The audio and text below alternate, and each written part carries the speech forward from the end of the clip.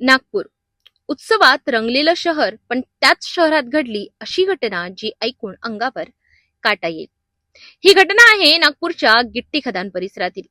हनुमान जयंतीचा उत्सव, ढोल ताशे, जय श्रीरामांच्या घोषणा, या सगळ्या उत्साहात 14 वर्षांचा अथर्व नानोरे देखील सहभागी झाला होता. पण याच शोभायात्रेतून तो अचानक बेपत्ता झाला. नातेवाईकांनी शोधाशोध केली, मित्रांकडे चौकशी केली, पण अथर्वचा काहीच पत्ता लागला नाही. आणि मग भरतवाडा परिसरात एक धक्कादायक गोष्ट समोर आली.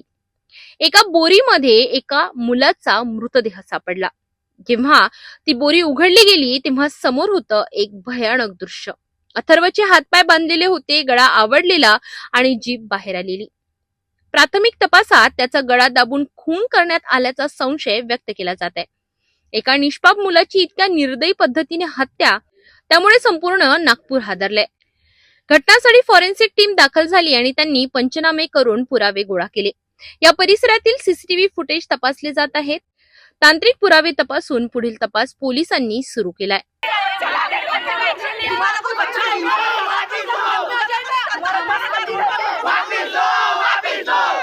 हम नहीं हटेंगे, कुछ भी कर